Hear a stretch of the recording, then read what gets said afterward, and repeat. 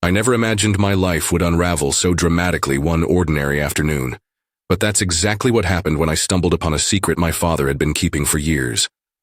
My name's Elijah, and I'm 30 years old, studying to become a lawyer at Crestfall University. The day I discovered my father, Donovan, had paid every cent of my younger brother's tuition, even before classes started, sent shockwaves through my entire reality. You see, I'd been forced to take out hefty loans for my own education, believing it was just how things had to be. But in one heart-stopping moment, I learned how wrong I'd been, and everything else in my life began to spiral. To truly understand the weight of this secret, you have to know a little about my family. We're not poor, but we're not exactly rolling in cash either. At least that's what I used to believe. My father worked as a regional manager for a string of upscale hotels, and for as long as I can remember, he preached the gospel of financial responsibility to me. He'd say, "Elijah, you've got to earn what you want in life, and nothing's ever handed to you for free." I listened, nodding along, determined to prove my worth. My younger brother Ruben didn't quite share my sense of drive. He floated between different interests, dabbling in online courses, and then spontaneously announcing he wanted to get a master's in marketing. Though I love him, I've always had to work so much harder to stay on track. So, when I found out the truth, I felt betrayed. It all started with a phone call from my cousin, Yasmin. She and Ruben had been close since childhood, and she mentioned she was surprised that our father had paid Ruben's entire tuition at Redwood Business School. Front. "He wrote the check in one go," she said. "I thought you knew." My heart pounded so loudly I thought the neighbors might hear. I remember standing by the window, looking out at the cold gray city skyline, trying to catch my breath. Could it really be true? Had my father actually handed over tens of thousands of dollars for Ruben's tuition while I was drowning in student loans? At first I refused to believe it. I called Ruben, feigning casual interest in how his semester was going. He was shockingly candid. "Oh yeah, Dad took care of it," he told me. He went on to describe how Donovan had insisted on cutting a check before classes even began, just so Ruben wouldn't have to worry about deadlines or interest rates. My brother laughed it off, calling our dad overly generous. Meanwhile, I stared at the clock on my wall, remembering my own financial struggles. For me, going to law school meant scraping together grants, taking out federal loans, and signing private loan agreements just to keep up with tuition. My father would say, "I might pitch in later, but you need to learn independence first." Apparently, that lesson wasn't meant for Ruben. I spent the rest of that night in a state of shocked fury, pacing my tiny studio apartment with unanswered questions swirling through my mind. Why had my father chosen to favor Ruben? Had I done something that made me less deserving? Was there some hidden reason, or was my father simply playing favorites? Exhaustion eventually forced me into a restless sleep, but the next morning, the turmoil was still there, gnawing at my stomach. Determined to confront Donovan calmly, I decided to invite my parents over for dinner. If he'd been this generous to Ruben, maybe I could get him to help me with my looming debts as well. Even if it was already too late to avoid taking out loans for past semesters, at least I could secure some relief for the years ahead. So I spent an entire weekend cleaning my apartment, arranging furniture and trying out a new pasta recipe that I hoped would impress them. The idea was to prove I was capable, self-sufficient, and worthy of the same support Ruben had effortlessly received.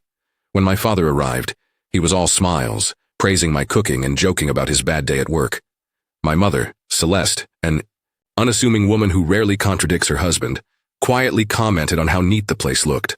For a while, the conversation stayed polite, but as we settled into our plates, my resolve hardened. I hadn't invited them just to exchange pleasantries. When I finally asked, "Dad, can we talk about law school finances?" I saw a brief flicker of discomfort cross his face. In that tense silence, I knew everything was about to change. Nodded, glancing at Mom. "Sure, son, what's on your mind?" The words poured out of me before I could stop them. I explained my struggle with loan payments, the mounting interest, and my plan to find a way out of this crippling debt. Then, I laid it on the table. "Why is it that you fully funded Ruben's tuition, but left me to fend for myself?" Even as the question passed my lips, I felt a surge of adrenaline. My father paused, fork midair, and shot me a look I couldn't decipher. Mom gazed down at her plate. In that moment, the soft glow of the overhead light seemed painfully harsh, spotlighting the tension that had been lurking in the shadows for far too long. My father's first response was a sigh, low and measured, like he was bracing himself for a storm he'd hoped never to face. Mom still wouldn't look up, which only fueled my suspicion that this wasn't some misunderstanding. Donovan shifted in his seat, set his fork down, and folded his hands on the table. He took a slow breath and said, "Elijah, I always believed you could handle things yourself. You're the older brother. You're responsible."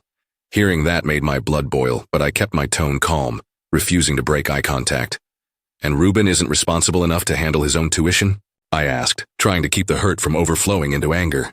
Instead of clarifying, my father reiterated that I was more ambitious, more capable, and that he wanted to teach me real-world lessons. Yet, no matter how he dressed it up, I couldn't shake the feeling that it was blatantly unfair. Mind raced with 1,000 questions, but each one led to the same conclusion. Donovan had chosen to spare Reuben all financial burdens, while leaving me to face them alone. My mother finally spoke up, voice trembling slightly. "Honey, we just thought you wouldn't mind.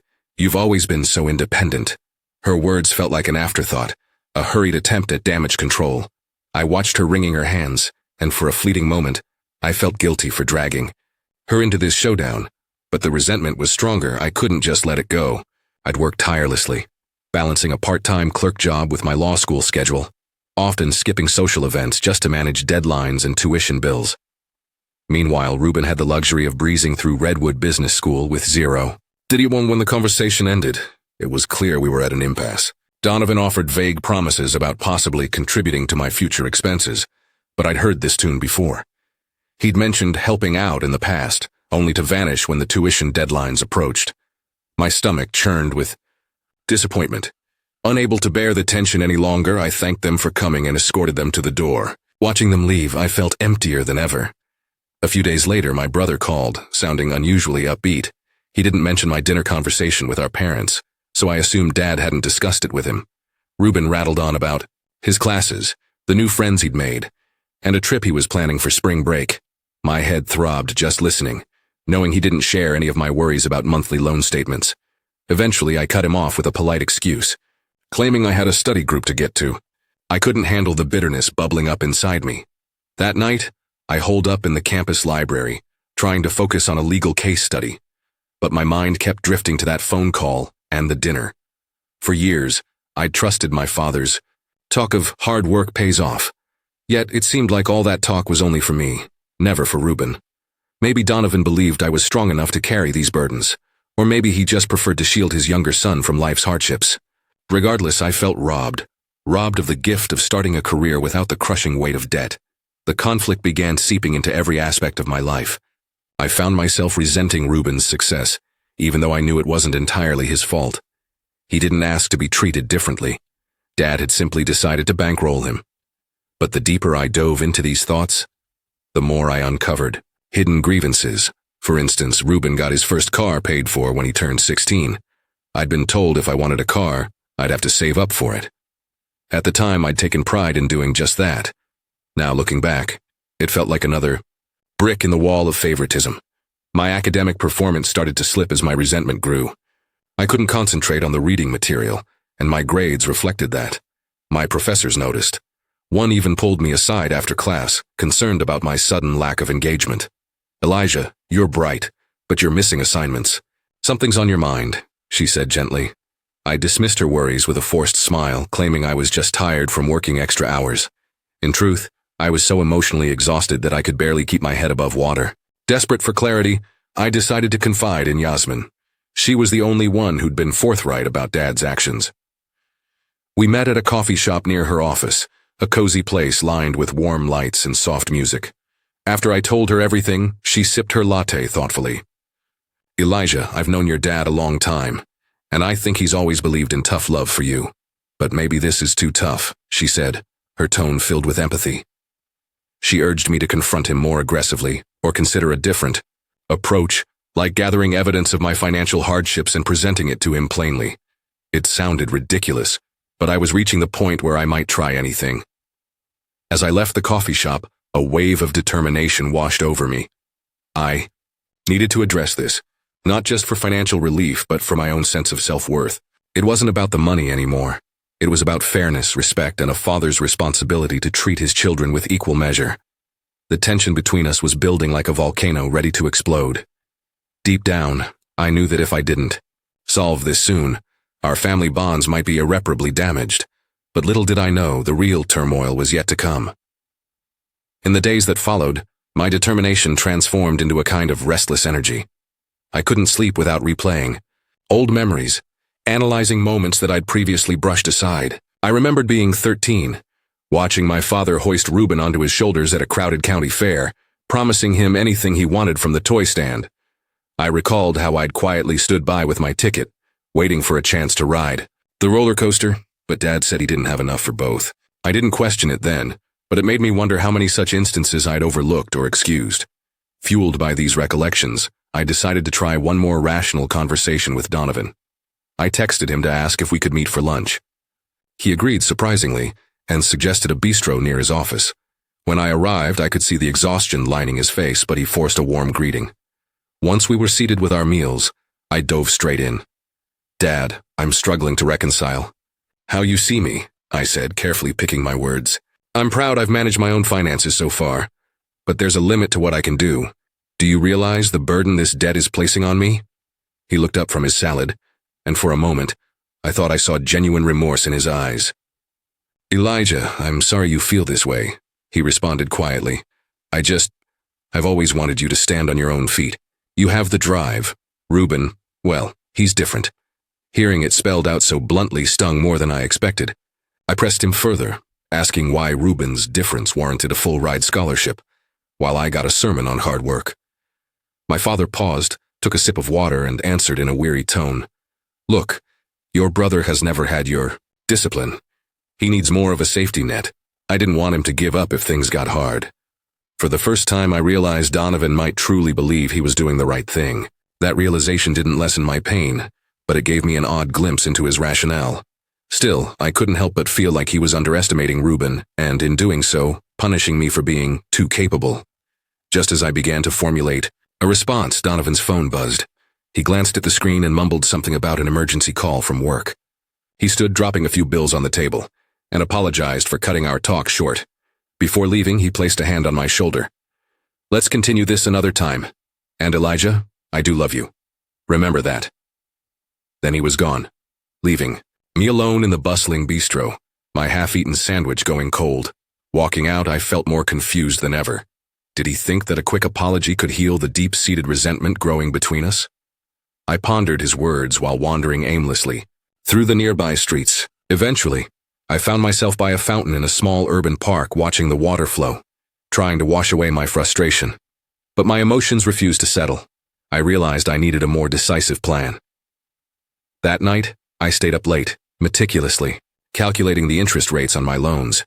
The figures stared back at me like an ever-growing monster, each digit reminding me of future sacrifices. I thought about all the ways I'd tried to shoulder these obligations alone, working part-time, applying for scholarships, even living in a cramped studio to save on rent. And yet, the debt was relentless. A wave of bitterness rolled through me when I compared my plight to Reuben's carefree existence. He didn't have to worry about rent. Donovan was covering his apartment in the city while he studied. No menial jobs to distract him. No piling. Bills? Just a smooth pathway to whatever future he chose to pursue. Meanwhile, I was straining under the weight of the very lessons Dad had hammered into me since childhood. Independence, he'd called it. But it was starting to feel more like neglect. My resentment reached new heights when I learned from Yasmin that Reuben had secured an internship through one of Dad's business connections. That position usually went to top-tier candidates from elite programs. Reuben's mediocre grades would have never made the cut otherwise, but apparently, Donovan had pulled strings.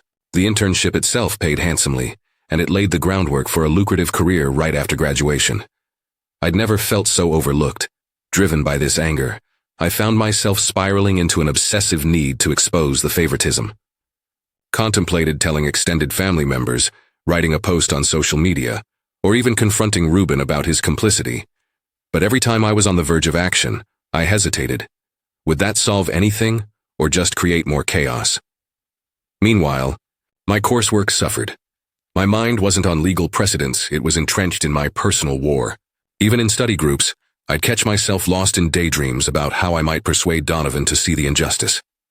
My classmates started noticing I was withdrawn, rarely volunteering answers. One evening, my friend and fellow law student Clara cornered me in the hallway. "You're not yourself anymore, Elijah," she said softly. "Whatever's going on, it's tearing you apart." Her words stung because they were true. I barely recognized myself. The confident, driven man I'd been at the start of law school was now a bundle of frustration and wounded pride. I knew I needed to resolve this, yet every attempt seemed to end in half-finished conversations, or me storming off in a cloud of bitterness. Underneath it all, a painful question gnawed at my conscience. What if Donovan truly believed he was doing the right thing? And if he did, was he so blinded by paternal instincts that he couldn't see the damage his double standard caused? I didn't have the answers yet, but one thing was certain. I couldn't keep dragging out this conflict indefinitely. Something had to break, and soon. The breakthrough came in the most unexpected way. One morning I woke up to a barrage of texts and missed calls from Ruben. He rarely blew up my phone, so I assumed it was another casual invite for a night out on Dad's dime. Reluctantly, I called him back, only to hear panic in his voice. Apparently Donovan had collapsed at work after experiencing severe chest pains. My stomach dropped. Whatever anger I held toward my father, I certainly never wanted him harmed. I rushed to the hospital immediately. Walking through those pristine corridors, the smell of antiseptics mingled with the hum of machines. I felt my resentment melt into worry. When I reached his room, I found Mom sitting by his bedside, eyes red from crying. Ruben hovered near the door, pacing anxiously. Donovan looked frail in that bed, tubes running from his arm, monitors beeping at intervals. My heart clenched at the sight. How quickly our illusions of control can shatter. The doctor explained that my father had suffered a minor heart attack, likely stress-induced. They stabilized him, but he'd need to stay for observation. As I stood there, taking in the seriousness of the situation, my mind revisited every argument we'd had. None of it felt nearly as important in this sterile room, where life and mortality were laid bare. Yes, I was angry about the tuition and the loans, but this was my dad. No matter what, and the possibility of losing him, even briefly, jolted my priorities. Over the next few days, I visited regularly, often finding Ruben in the hallway. We spoke in hushed tones, as though we were afraid to disturb the uneasy peace. He apologized for being distant, admitting he'd never realized how I felt about Dad's favoritism. "Elijah," he said one day, leaning against the white hospital wall, "I honestly didn't think about where the money came from. I just assumed Dad was helping me the same way he did you." I raised an eyebrow, doubting that he could be so oblivious. But as we talked more, I realized Ruben truly had never considered that my father might treat us differently. Their conversations always revolved around Ruben's plans, not the implications for me. Feeling uneasy about the confrontation I'd planned to have, I decided to push it aside while Dad was still recovering. My mother would pull me into hallways, whispering updates about his condition, and each time I'd nod, offering reassurance that everything would be fine. I tried to focus on the fact that Donovan needed rest and positive energy, not more stress. In a strange way, being around the hospital gave me perspective. Life was too fragile to dwell solely on money and grudges. After Donovan was discharged, the doctors insisted he take time off work. They also recommended therapy to manage stress. For a man who prided himself on being in control, this was a bitter pill to swallow. I visited him at home a week later, not sure how he'd react. He was propped up on the living room couch, watching daytime television in a t-shirt and sweatpants, far from the crisp business suits I'd grown used to. Mom hovered in the kitchen, quietly preparing soup. Our conversation started with small talk about his medications and the oddness of being stuck at home, but it soon took an emotional turn. He looked at me with a seriousness I'd rarely seen before. "Elijah," he began, voice trembling, "I know we've had our share of conflicts. I realize now that I might have let my own fears push me to make unfair choices." I swallowed, trying to keep my composure. "Dad, you know I love you, but I can't pretend it didn't hurt to learn about how differently you treated Ruben and me." He struggled to sit up, wincing slightly. "I thought you were strong enough to handle anything, and honestly, I was always worried Ruben might not find his way. But seeing your reaction, and the weight of what I've put you through, maybe I went too far." I sank into an armchair, relief and confusion warring in my chest. Was this an apology, or just another rationalization? He continued, "When I was your age, my father never believed in me. I had to fight for every dollar of my education.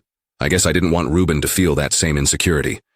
But I see now that I've pushed it onto you in another way." For a moment, neither of us spoke. Then quietly, I told him about the loan interest piling up, about the stress, about the resentment that had seeped into my everyday life. My father wiped his eyes, looking more vulnerable than I'd ever seen him. "Elijah," he said in a strained voice, "I want to make this right. I don't have infinite resources, but I'm not going to let you fight this battle alone anymore."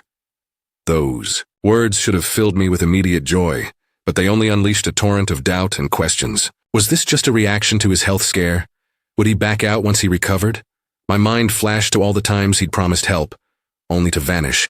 Yet, in that moment, I decided to accept his sincerity at face value. The man had just stared down his own mortality. Maybe that was enough to catalyze real change.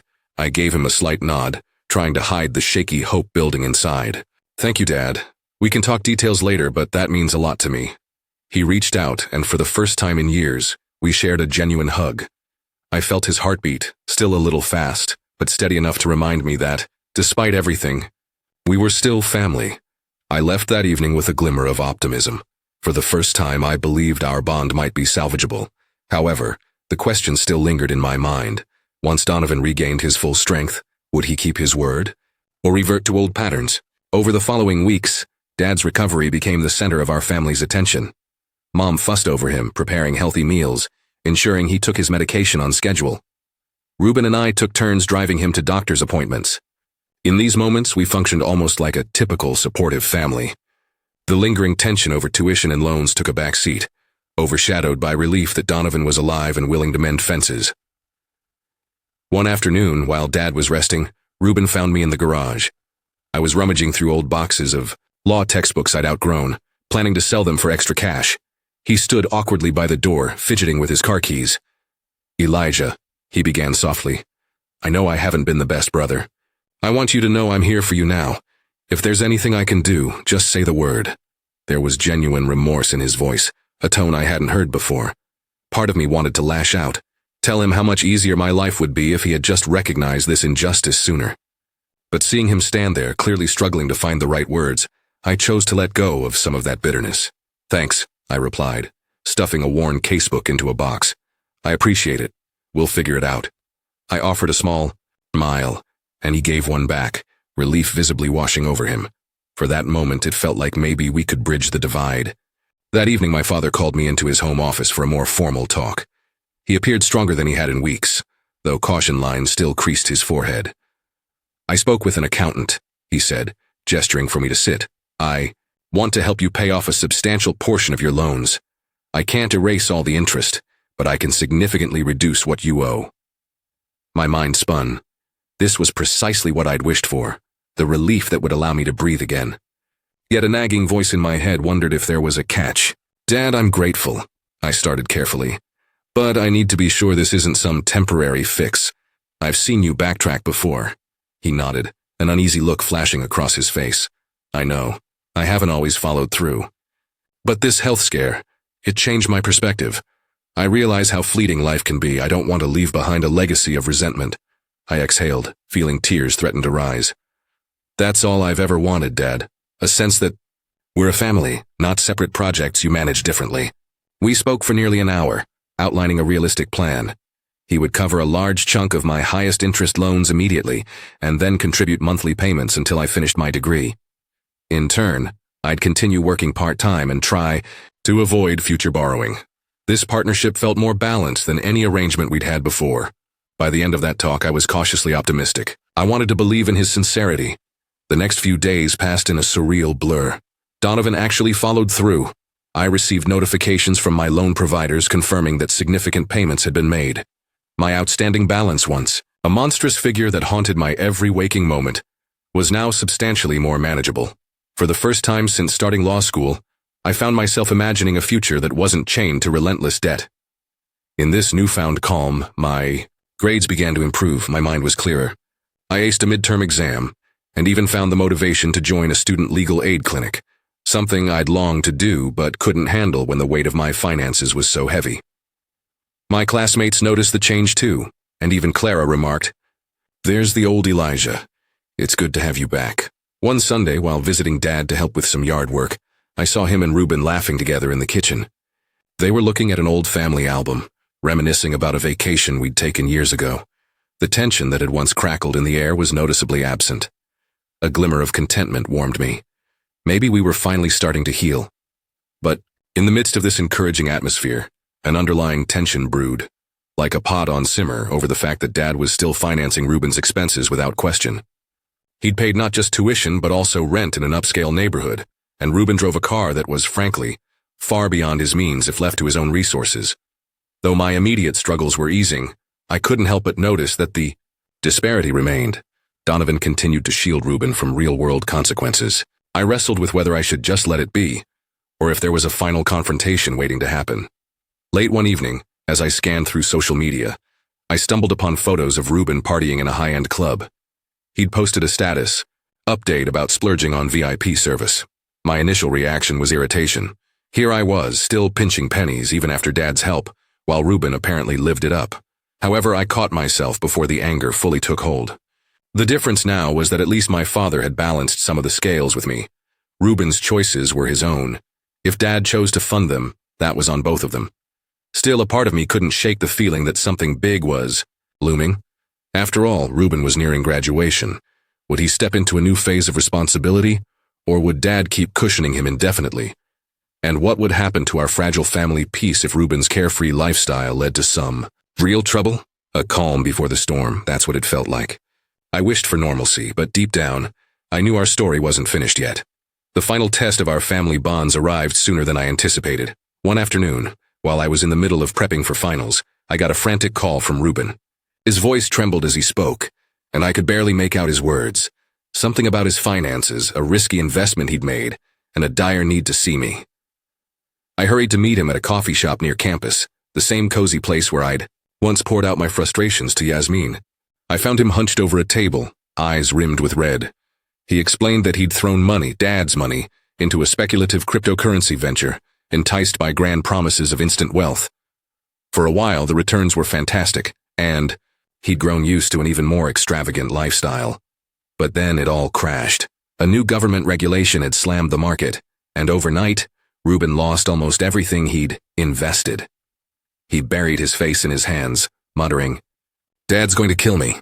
I used a chunk of the funds he gave me for tuition and rent." My heart sank. So this was where Dad's endless support had led. Ruben had never developed a sense of caution or financial maturity, because Donovan had always swooped in to save him. And now Ruben found himself in a self-made crisis of epic proportions. I sighed, placing a hand on his shoulder. "You've got to tell Dad the truth," I said softly. "Hiding it will only make things worse." Tears glistened in Ruben's eyes. "I was hoping you'd understand," he whispered. "Maybe you could help me figure out a plan? I can't pay my rent now, and the next tuition installment is due in a month. I have nothing left." Part of me wanted to scream. This is exactly what happens when you never face real consequences. But another part of me remembered the heartbreak I'd felt when I realized Dad was playing favorites. Perhaps in some twisted way, Ruben was a victim too, of Donovan's overprotective parenting that never let him fail. Trying to stay calm, I told Ruben he needed to come clean, that maybe there was still time to salvage his semester. He nodded, wiping his face. We drove to our parents' house, tension filling the car like a silent passenger. Dad was watching TV in the living room, and Mom was knitting by his side. Ruben's confession spilled out in fits and starts, accompanied by muffled sobs and downcast eyes. The room felt colder with each word. Donovan's jaw tightened. He listened silently, occasionally flicking his gaze at me as if searching for confirmation. Mom looked bewildered, her knitting needles rattling in her trembling hands. When Ruben finished, Dad stood up, anger radiating off him in waves. "You gambled away your tuition?" he thundered, voice shaking with disbelief. "All the money I entrusted to you?" Ruben nodded, unable to speak. Donovan pounded his fist on the coffee table. "I can't believe this. After all I've done to support you, this is how you repay me." I braced myself, ready to see the fatherly cavalry swoop in once again to fix everything. But this time, Donovan's face held a different expression, one of deep betrayal. He was done handing out free passes. He raged, declaring that Ruben would have to handle the fallout himself. The cost of the lost tuition, the rent. Ruben would have to find a way to pay it all back. I felt a pang of pity for my brother, but also a grim sense of validation. This was the responsibility he'd never learned. Yet something else emerged from that emotional whirlwind. Truth about our family's finances. Donovan revealed that, in recent years, he'd been dipping into his retirement savings to cover Ruben's expenses. Not only that, but he had also refinanced properties he owned to maintain the flow of money. His empire wasn't as stable as we'd assumed. The lavish lifestyle, the endless stream of funds, had put my father on the brink of financial collapse. I stared at him, stunned. He looked older than ever. "Dad, what are you saying?" I asked, voice barely above a whisper. Donovan sank into his armchair. I thought if I just kept throwing money at Ruben, he'd eventually stand on his own. I was afraid if I didn't, he'd end up failing. And now I might lose half of what I've built. "I still have enough to keep supporting your loan payments, Elijah, but everything else will be on hold." "I'm sorry. I'm truly sorry." Silence enveloped the room. In that stillness, we finally understood the twisted irony of our situation. The same protective measures Dad had taken for Ruben had left him vulnerable to a major financial downfall. Ruben's reckless gamble merely accelerated the crash. In a surreal turn, I found myself kneeling beside Ruben, comforting him, while Dad contemplated how to salvage his own future. Mom set aside her knitting, eyes brimming with tears, not sure who needed her solace more. And then, unexpectedly, a strange peace washed over me. All the anger, all the resentment seemed to dissolve in the face of this raw human moment. Donovan wasn't the all-powerful figure I'd once believed. He was just a father trying and failing to protect both his sons in different ways. We had all made mistakes, and now, in our shared vulnerability, maybe we could finally move forward as equals. That's the end of today's story. Did things turn out the way you thought, or were there some surprises along the way? Share your thoughts in the comments. I'd love to hear what you think. If you enjoyed this journey, don't forget to hit the like button. And if you haven't joined the community yet, now's the perfect time. Subscribe and turn on notifications so you're always the first to catch new stories. Thanks for watching, and I'll see you in the next adventure.